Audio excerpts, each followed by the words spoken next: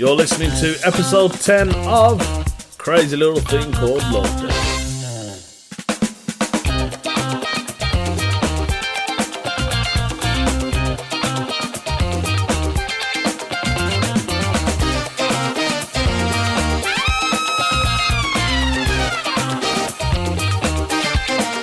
Just before we start episode 10, news alert, the podcast has reached Nigeria. Whoa, Mama Africa. Hello, Nigeria. Also, news alert. Whoa, it's Singapore. Couldn't think of one for them. Hello, Singapore. Hello, Nigeria. Thank you for listening and downloading to this podcast. Shout outs to the both of you. How is everyone? Hope you're good. It is the 29th of October 2019. 2 more days for Halloween. Woo! Halloween. Also, it's just gone 2 days ago. It was Diwali. Diwali, the festival of light, where darkness overcomes by light. I think. Something like that. Also, Bandi Chor Divas. That's for the Sikhs who also celebrate on the same day for Diwali. Bandi Chor Divas means prison release date. And one of the gurus was locked up in a prison and he got released on Diwali day. He kind of tricked his way out, right? So there's an emperor and he said to him, I can't remember the emperor's name. This is history now. This is my history. He said, look, geezer, let me out of prison, man. I'll give you one. I'll give you my jacket. He said, I'll give you my jacket. And the king was like, yeah, I look, that jacket's nice, man. He goes, yeah, but I've got to have one deal. When I walk in, I have to walk out with the other prisoners. And he said, yep, as many as them can hold on to your jacket. What he did, he tied these, ribbons on his jacket. 52, I think it was. And each prisoner holded on to one piece of string.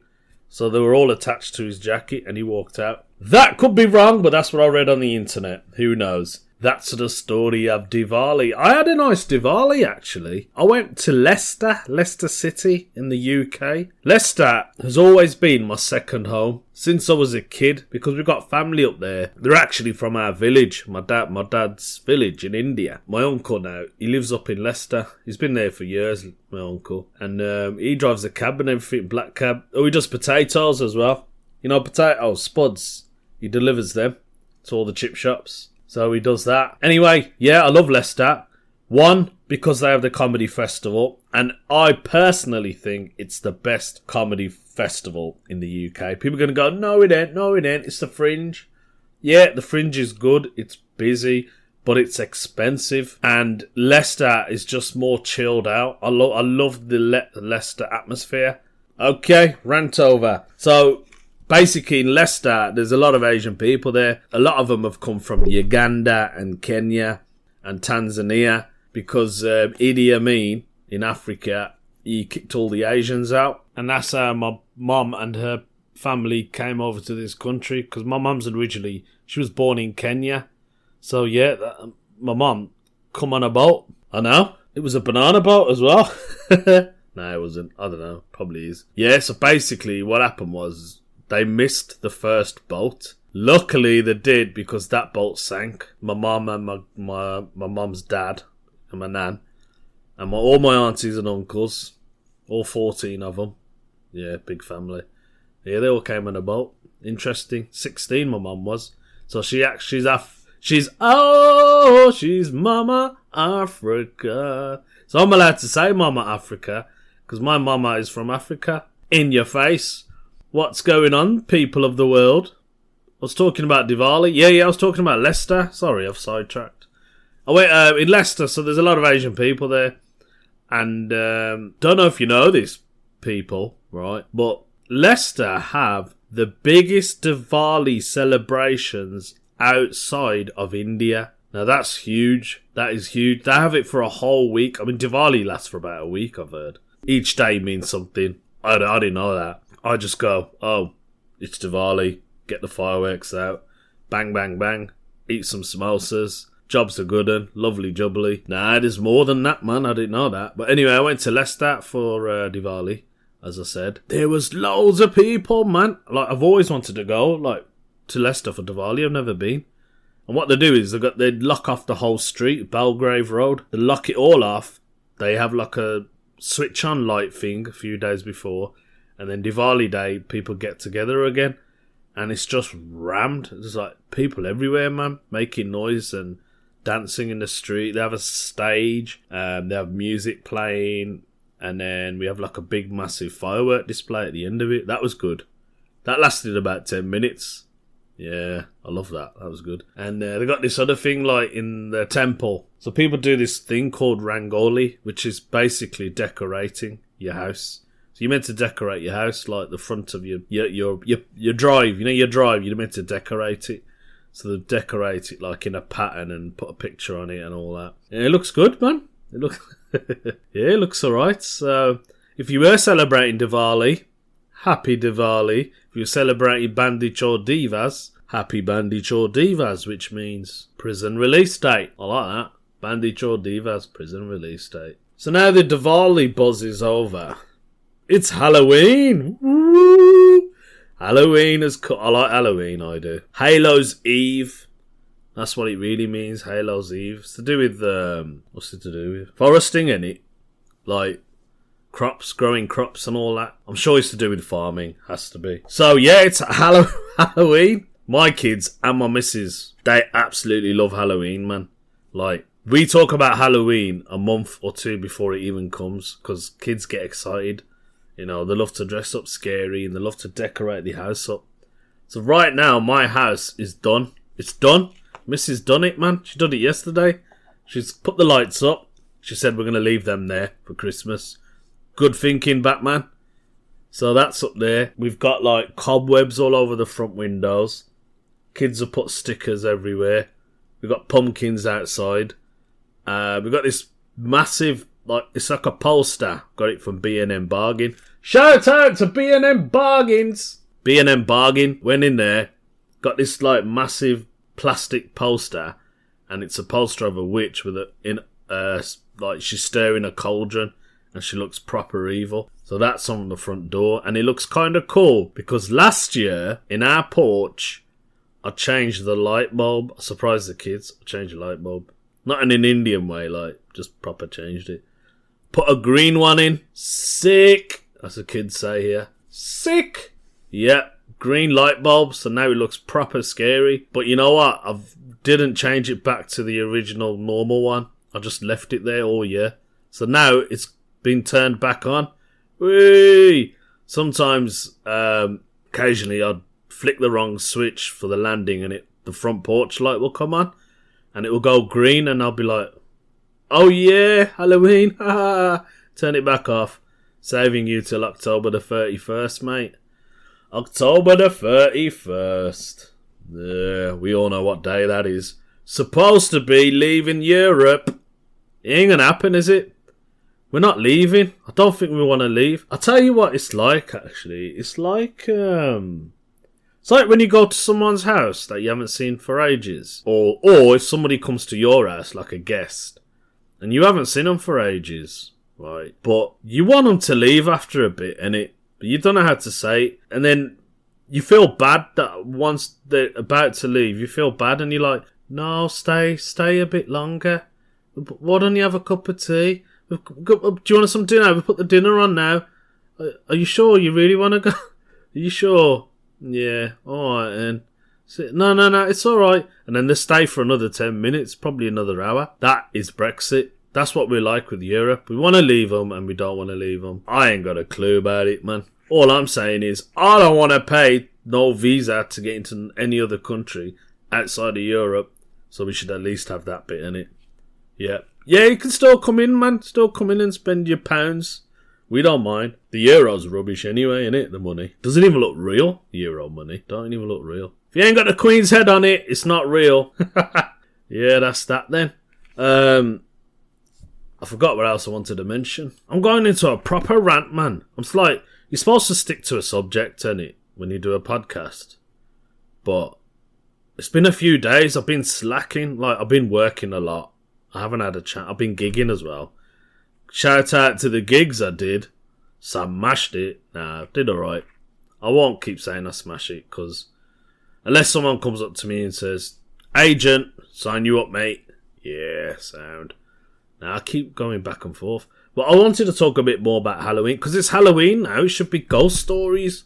That's what you guys want to hear, innit? Ghost stories. I'll tell you what I've been watching. I don't really watch horror films at all, but started watching this thing called Haunted on Netflix. Have you seen it? Wow. It's a bit like, it's kind of like a podcast, man. That's how I see it. It's like a group of people, friends, family, and there'll be one person or two, and they'll talk about their experience of, seeing a ghost. So I watched some of them. Like, there's one or two. It's a bit long. You like get to the point. I know you was a soldier, and you went to war and that. And then he said he saw a demon. That was it. I mean, they could have done that episode in 5 minutes. They did a whole thing about his dad, and he loves his dad, and his dad was a soldier, and all that malarkey. And I was like, oh, get to the point. Where's the good bits, man? Where's the good bits? Anyway, yeah, he seen a demon, and then the demon came back in the night and tried to scare him. And he was like, nah, mate, I ain't having none of that. I'm coming back for you. So he went back, and he tried to, face the demon. Check it out. It's called Haunted. So, because it's Halloween, like, I thought I could talk about my experiences. Yes, people, I've had experiences. I'll tell you a quick story, because I know my next podcast isn't going to be on the Halloween day. You never know, though. But I'll do a quick story then. Back in 2000, I remember this, 2000, the millennium. Can't even say the word. Millennium bug. Remember the millennium bug? So where all the Zeros, right? Everyone got worried because all the Zeros were meant to mess up the computers. So I was doing security then at Frankley Service Station on the motorway. It's on the M5 in the West Midlands, just before you hit West Bromwich. I used to work there. There's two sides now to the service station. Obviously, it's a motorway. Highway to the Americans. So on the north side, yeah, that's right, north side of Frankley Services, apparently it's haunted. Ooh. So the story is now, one of the staff told me this. They said, this bit is haunted. This side of the Frankley service station's haunted. I was like, really? What? Like, how? Why? They go, there's always these strange things going on. Apparently, right, what happened was, the story goes, when they were building Frankley Services, I don't know when they were building it. I should actually find out what year it was built. Let me just pause and I'll come back to you. Right, got the info. So the service station was owned by Motto, the company, right? It's between Junction 3 and 4 for the M5 motorway near Birmingham, as I already said. And it's in nearby the village of Frankley. It was opened in 1966. That's how old it is. Wow, 1966. So the story is, right, when they were building it, apparently there was a guy who came down there and he went there on a bank holiday. So there's no workers there. He went there on his own, and he was meant to fix the lift. And from what I've heard is they said that the guy fell down in the lift in the hole. So it must have been like a big fall, and he basically died there. He died, the poor bloke did. They said he must have died after a day or two because, no one came, and he had a slow, painful death. So apparently the ghost's name's Charlie. And when I first started working there, the staff at Frankley Services, they said there's a ghost here, and they told me a few stories. One woman said when she works in the shop, like they have a shop in the service station. So she said one day I was in there and I was packing, like, she's putting chocolates, stocking the chocolates up or something like that. And she said the next minute I felt like a crisp packet fall on me, and then she ignored it, She carried on stocking. And then she said another one came and it hit her head. And then she kind of like looked back and said, there's no kids about, so what's going on? And then she said she carried on. The next minute, loads started targeting her. Like loads. Like, I could have been 15, 20 maybe. I don't know. And bang, bang in their head. Bang, bang in their head. She went, stop it, Charlie, that's enough. And you know what? It stopped. I know. Spooky. So she told me that story, and then other staff told me, like, Because in Franklin Services, they probably changed it now, but I'm talking a long time ago. 19 years ago? Wow. The way it's built, like, where the canteen is, at the back of the canteen, obviously you got the kitchen, but it's where all the offices are and the staff room and everything. And it's a really long corridor. And the staff always used to say to me, I dare you to walk all the way to the top of the corridor on your own, stop, and then turn around. I said, nah, mate, I ain't doing that. You think I'm mad? Didn't do it. I was tempted, but I didn't do it. The story goes, so one night I was there, I was working. Right, I was at the forecourt petrol station. It was quite funny, actually. I saw this rat in it. There's a rat. And there's loads of rats in service stations. Halloween, you want a rat? Go to a service station. They're huge. We don't see them as public. If you go around the back, by the bins, massive. Anyway, I was watching this rat, and he had he only had 2 legs, like his main legs, that, you know, the back legs. He only had them. The front 2, it was a Tyrannosaurus Rex, like little hands were dangling down. Anyway, he couldn't run on all 4. He was bouncing across the forecourt. He looked like a little kangaroo. Honestly, he looked like a tiny little kangaroo jumping across the forecourt. That was amazing. Man, I should have done Planet thing, innit? David Attenborough. That should have been me. So I was there watching him with the other staff, and then I got a call on the radio. Security! Security! I thought, oh no, here we go, we got trouble. So I went running down to the canteen, and they said, we've heard a noise. We heard cutlery fall at the back. I went, it's not who I think it is. And they went, I don't know, you need to come with us. So I made sure one of the staff came with me, because I am not walking around that kitchen on my own. So me and the staff, I can't remember her name, was walking around there. Didn't see anything. There's nothing there. You know, everything looked like where it should have been. Didn't see anything on the floor. I said, it's probably just fell somewhere in one of the cupboards. I don't know. So I carried on to work. And because you get fed there, you get free food. I know, free food. Felt a bit peckish after a couple of hours. It was quite late in the night. So I went back, and the service station was dead. There was no one around. 1 or 2 customers, that was it. I went back to the services, and I saw the 2 ladies who reported the noise. They said, what do you want to eat, Bab?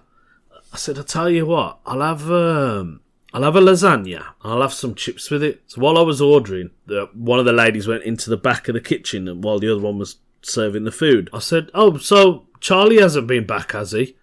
The moment I said Charlie hasn't been back, there was a cup behind the woman. It went flying off the shelf. It went whoosh, and smashed on the floor, and I just froze.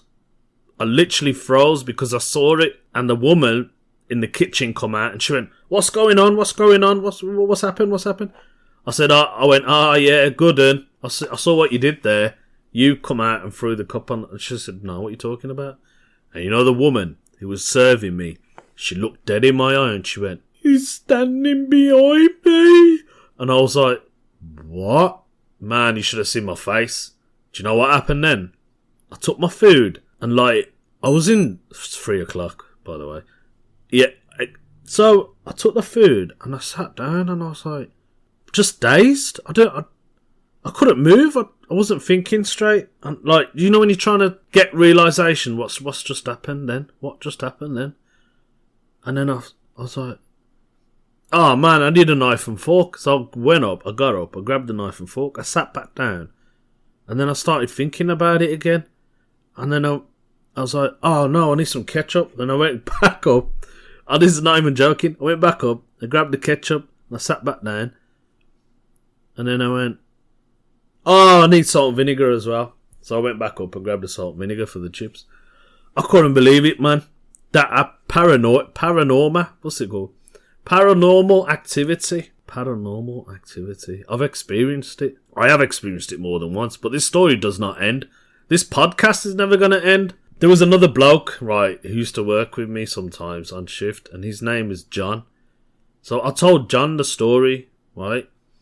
And he was working on that side that night, and I went on the south side. After we finished our shift, we met back up, like in the morning. We used to do 7 p.m. till 7 a.m. in the morning. I went back and I seen John. I said, "You alright, John?" He went, "Yeah." He went, "Hey, listen to this, mate." He said, "You're never going to believe what happened to me." I said, "No, go on." And then he told me what happened. So basically, where the kitchen is, right, where the lift is, there's like there's not a lift there anymore. There's what do you call it? Stairs. Actually, I think there is still a lift. Take that one back. Next to the lift, there's a staircase. When you go down to the bottom of the staircase, it's where the storage comes in for the food delivery. So every time we come onto shift at 7 p.m, we had to go downstairs, down to the basement. Man, it was scary alone. Not even lying to you.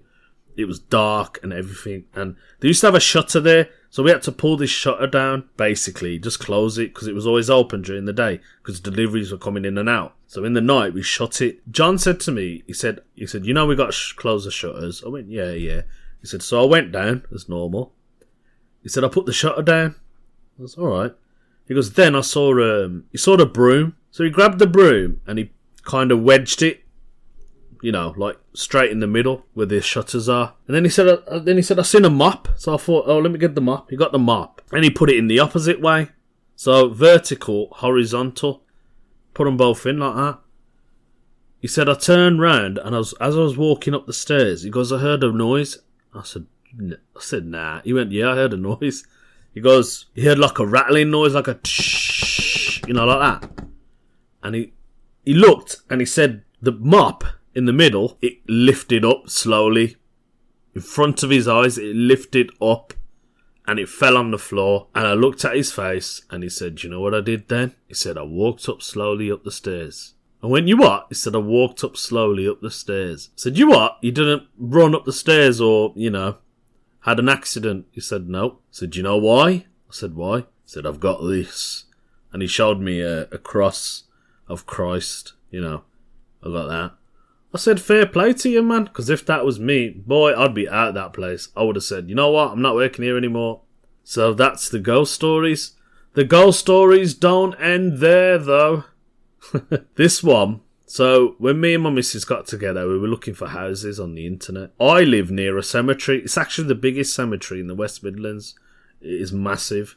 It's called Witton Cemetery. Next to Witton Cemetery, there's a road called the Ridgeway, and there's houses on that road. And apparently, from what I've heard, those houses were built on top of a Victorian cemetery. So there used to be a Victorian cemetery there, if you think about this. And opposite that is another cemetery, which is old as well. So anyway, me and my missus looking at this house, and they're all detached houses, so they're all joined. And I said to my missus, I said, "This house looks well dodgy." Like, the front of the picture, because it had like a massive hedge and it was covering it. I said, "That looks dodgy, man."